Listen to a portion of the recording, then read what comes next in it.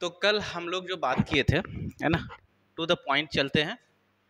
ठीक, तो हम लोग जो कल इस पे बात किए थे, तो फर्स्ट चैप्टर क्लास 10th का जो कंप्लीट हम नोट्स देने वाले हैं उसके बारे में बात कर रहे थे। कि आप लोगों सबको पता ही होगा कि टारगेट टॉप पे आपको कंप्लीट 10th का सिलेबस देने वाला मिलने वाला है, और ऑनलाइन के साथ साथ आपको लाइव क्लास भी मिलेगा।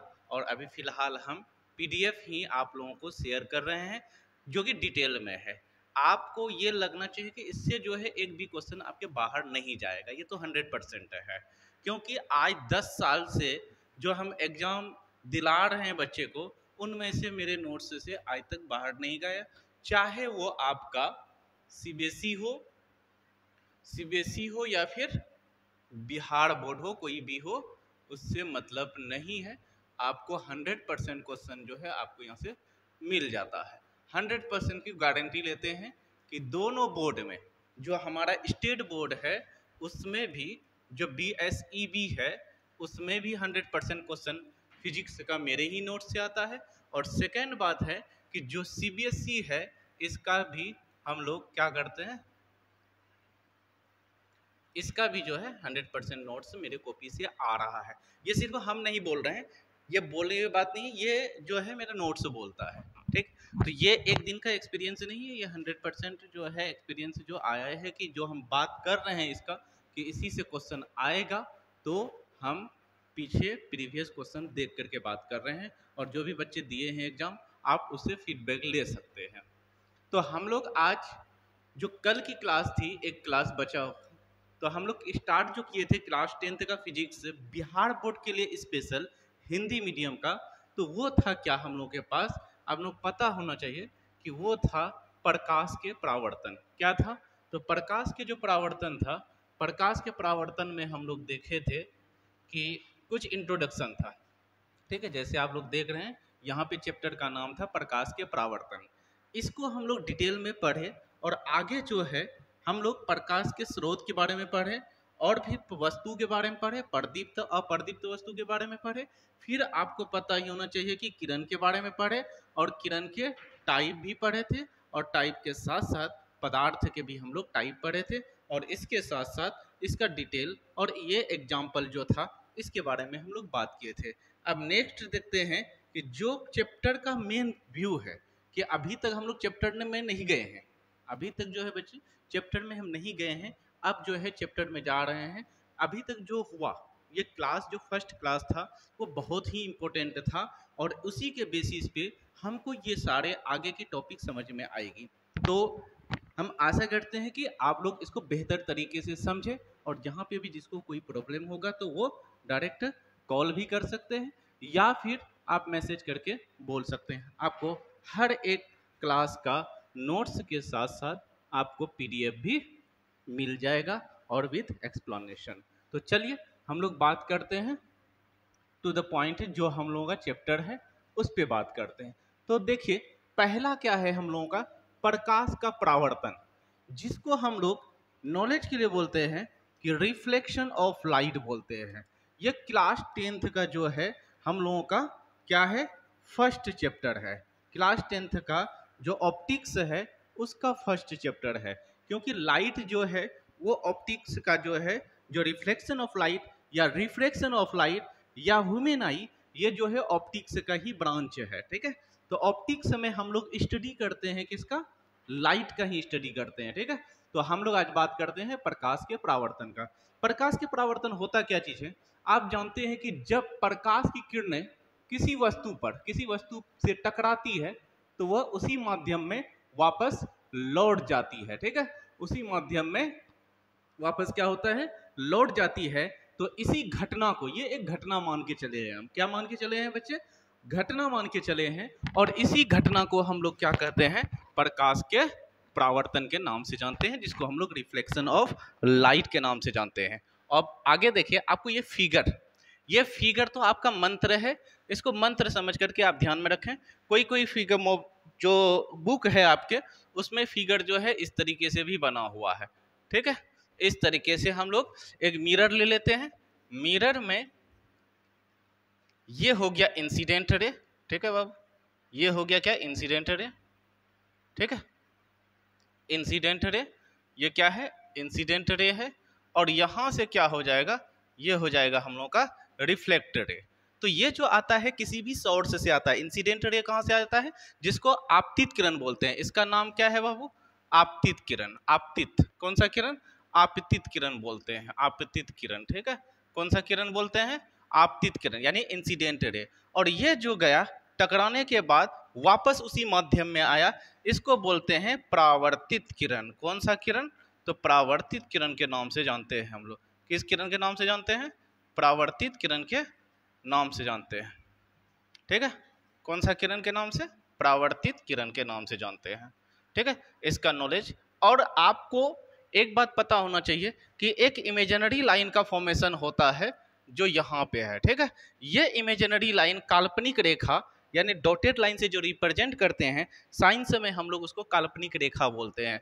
तो इसको हम लोग हिंदी में अभिलंब कहते हैं। क्या कहते हैं, अभिलंब कहते हैं। ठीक है, जो एक काल्पनिक रेखा जो दर्पण पे लंब हो उसी को हम लोग अभिलंब कहते हैं, जिसको एन से रिप्रेजेंट करते हैं, क्योंकि इसका इंग्लिश वर्ड में कहते हैं हम लोग नॉर्मल के नाम से जानते हैं, इसीलिए उसका कैपिटल लेटर एन लिया गया है।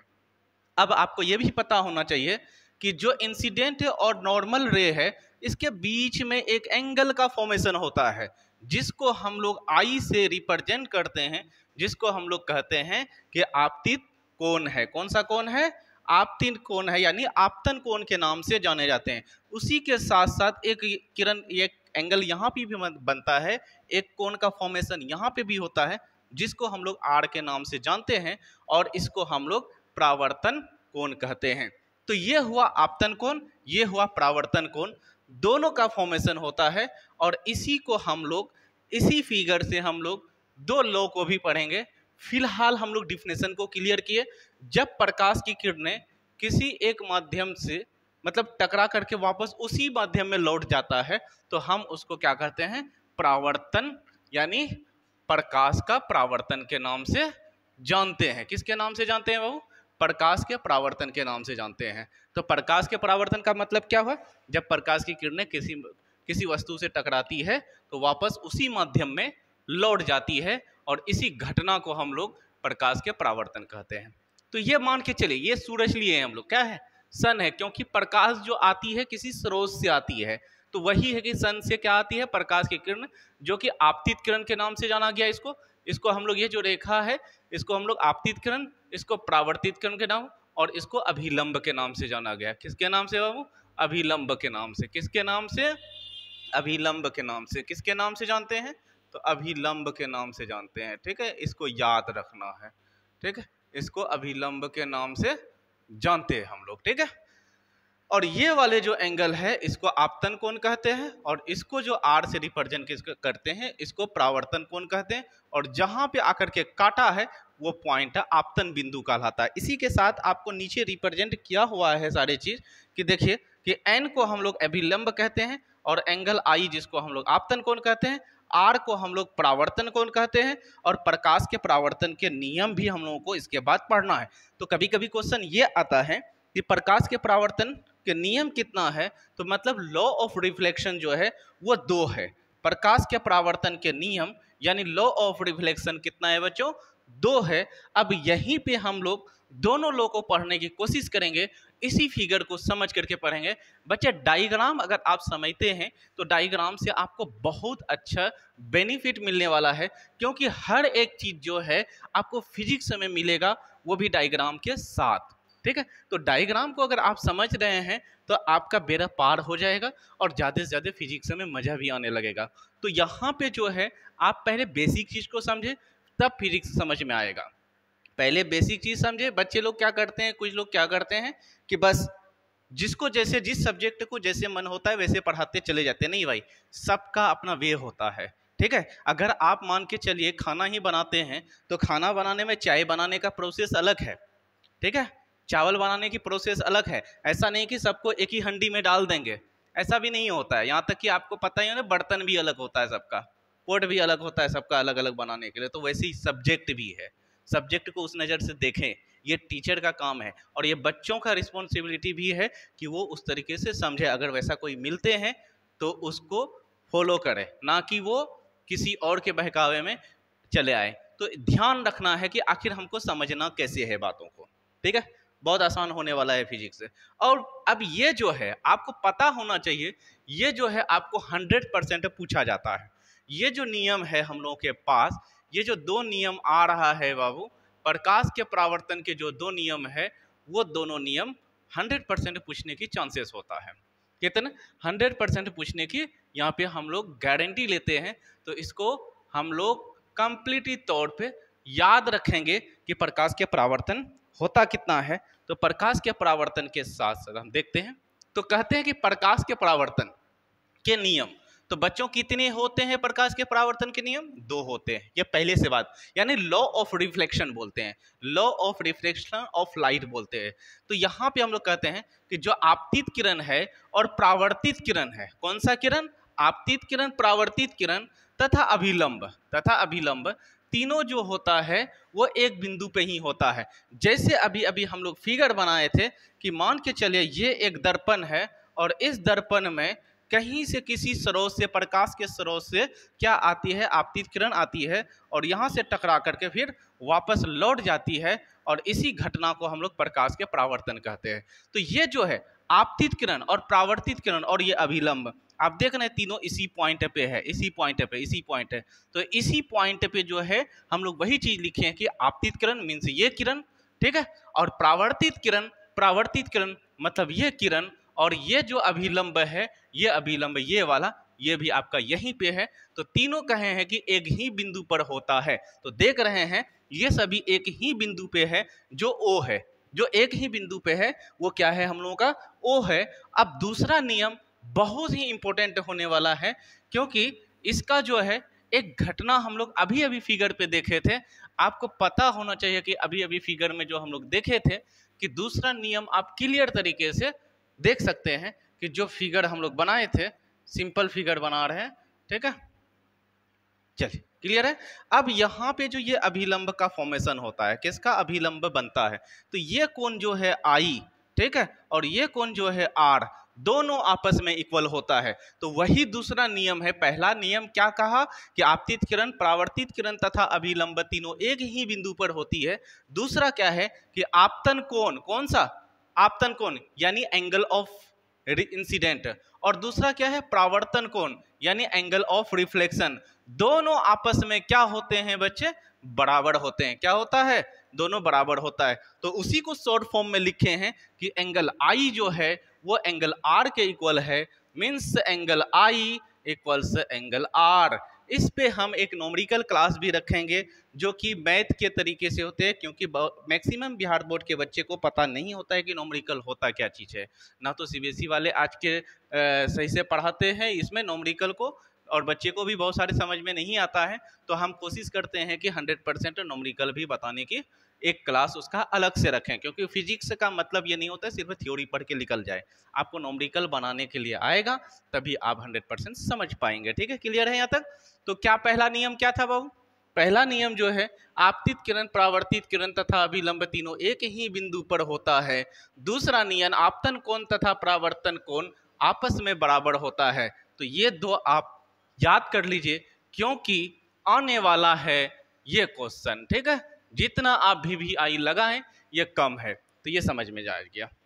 अब यहीं से एक कभी कभी क्वेश्चन आता है, वो क्वेश्चन क्या है ये समझते हैं हम लोग। तो वो क्वेश्चन है हम लोगों का कि जब प्रकाश की किरणें किसी सतह पर लंबवत पड़ती है तो क्या होता है? क्या है बाबू?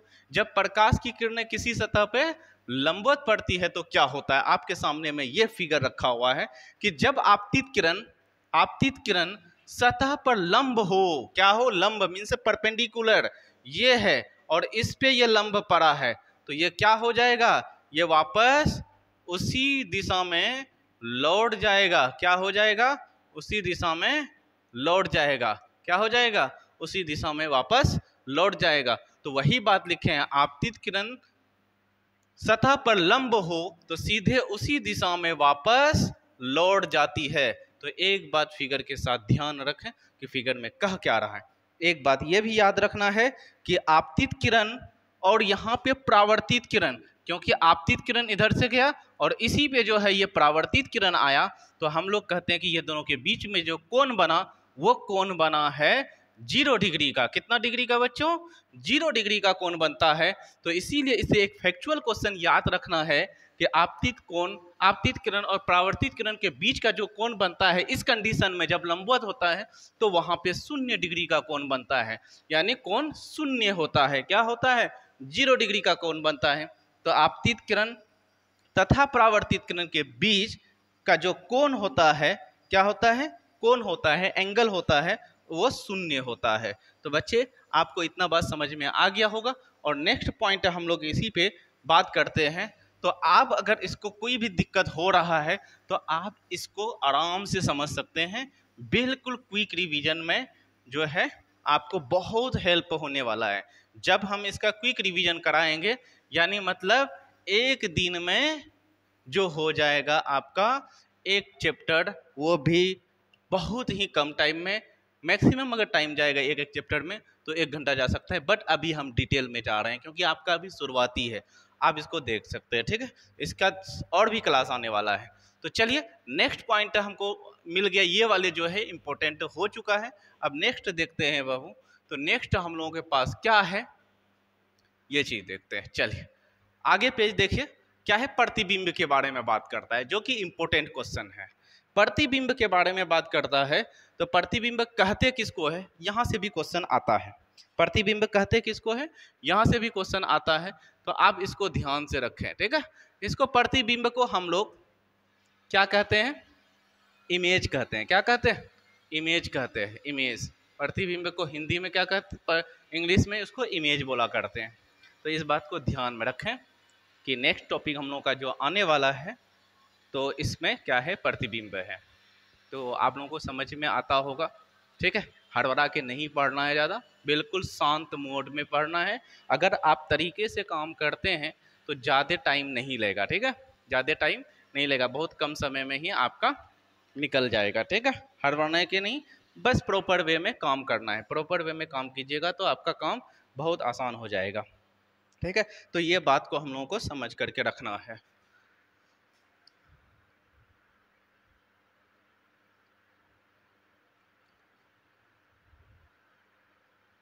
तो नेक्स्ट पॉइंट हम लोग किसके तरफ जा रहे हैं? इमेज के तरफ जा रहे हैं, ठीक है। इमेज के तरफ जाने से पहले हम लोग इसका थोड़ा सा एक क्या लेते हैं, एक वाइट पेज ले लेते हैं। क्या ले लें? तो ले लेते हैं। तो वाइट पेज साइड में है, यहाँ पे हम देखते हैं कि कैसे घटना होता है, ठीक है। तो प्रतिबिंब आप जानते हैं किसी भी वस्तु का बनता है। प्रतिबिंब किसका बनेगा? वस्तु का बनेगा। वस्तु नहीं होगा तो प्रतिबिंब बनने की कोई चांसेस नहीं बनता है, ठीक है।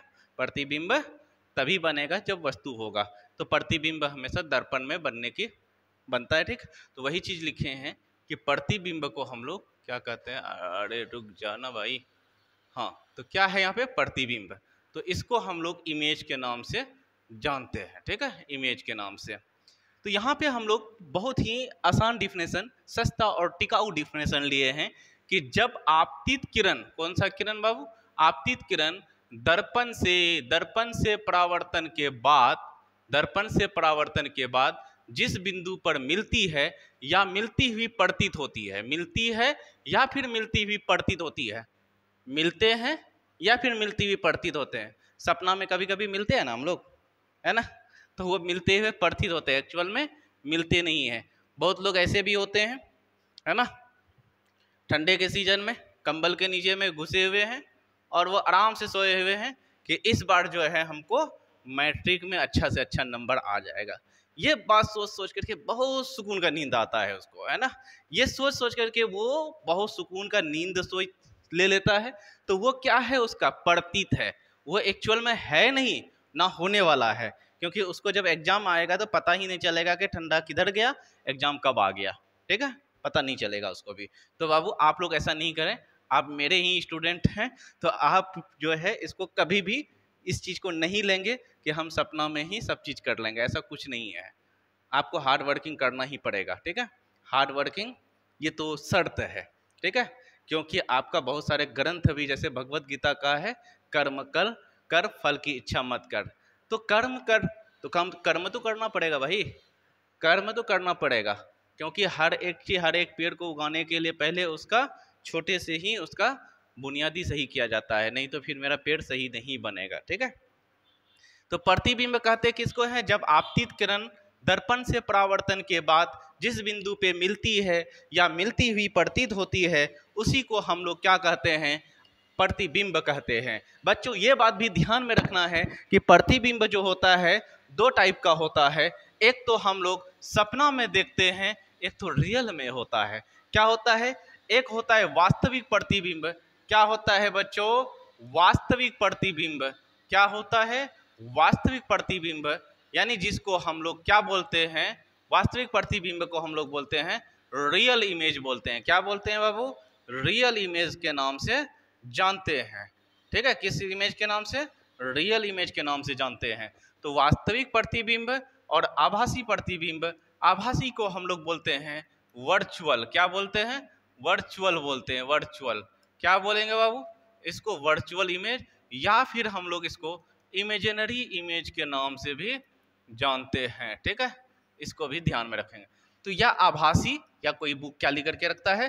काल्पनिक लिख करके रखता है। ये काल्पनिक लिखा हुआ, क्या है लिखा हुआ? वो काल्पनिक लिखा हुआ। ठीक है, काल्पनिक, इसको ध्यान में रखें। एक दिन हम तो शॉर्ट में बहुत ही कम टाइम में आपका जो बुक है भारतीय भवन और एनसीईआरटी, उसको बहुत ही क्विक रिवीजन में हम निकाल देंगे। पहले इस नोट्स को हम लोग कर लेते हैं। ठीक है, क्योंकि वहां से तभी समझ में अच्छे से आएगा। पहले इसको कर लीजिए आप लोग। वास्तविक प्रतिबिंब कहते किसको है? तो जो प्रतिबिंब जो वास्तव में मिलती है उसे वास्तविक प्रतिबिंब कहते हैं। और एक बात है कि यह वस्तु के हमेशा क्या होता है? उल्टा होता है। वास्तविक प्रतिबिंब जो होता है वस्तु के अपेक्षा उल्टा होता है। वास्तविक प्रतिबिंब हमेशा क्या होता है? वस्तु के अपेक्षा उल्टा होता है, क्योंकि उसमें क्या होता है कि अगर सीधा है कोई वस्तु तो वो उल्टा दिखेगा। और एक बात इंपॉर्टेंट है कि इसे पर्दे पर प्राप्त किया जा सकता है, उतारा जा सकता है, लिख सकते हैं, यानी तो प्राप्त किया जा सकता है। इसको कहाँ पे प्राप्त किया जा सकता है? पर्दे पे प्राप्त किया जा सकता है। आभासी प्रतिबिंब क्या है बच्चों? आभासी प्रतिबिंब ऐसा प्रतिबिंब है जो वास्तव में नहीं मिलती है, बस सपना देखते हैं। ठीक है, कंबल के नीचे, वो भी ठंडे के सीजन में, तो वो चीज नहीं करना है। तो वास्तविक प्रतिबिंब के साथ साथ हम लोग आभासी प्रतिबिंब देखते हैं। तो आभासी प्रतिबिंब हम लोग क्या मिला कि वो जो है उसको कहाँ पे? पर्दे पे प्राप्त किया जा सकता है। तो दो टाइप का यहाँ पे प्रतिबिंब है। ठीक है, आभासी प्रतिबिंब और एक क्या है बच्चों? सॉरी, एक मिनट, पेन ले लेते हैं। चलिए इस बार एक दूसरा कलर सेलेक्ट कर लेते हैं, येलो कलर। ठीक है, ठीक।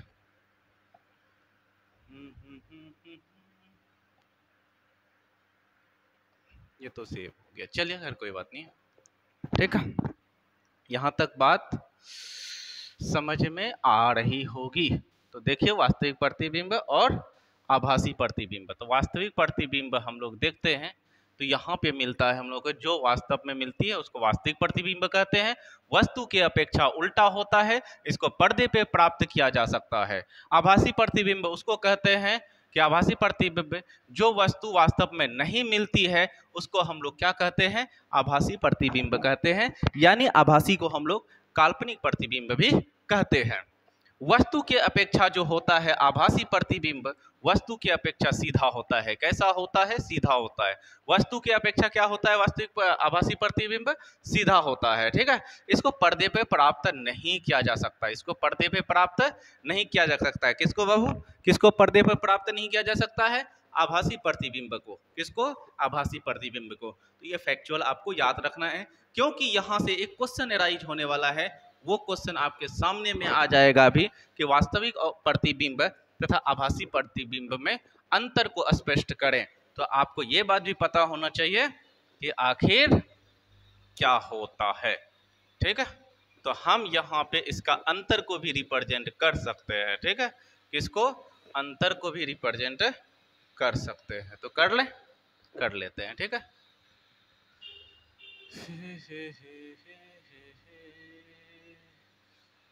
तो देखिए एक क्वेश्चन यहाँ से आपको आ जाएगा कि पेन चेंज कर लेते हैं। क्वेश्चन क्या आ जाएगा? क्वेश्चन है इंपॉर्टेंट क्वेश्चन, कई बार पूछा गया है ये क्वेश्चन कि वास्तविक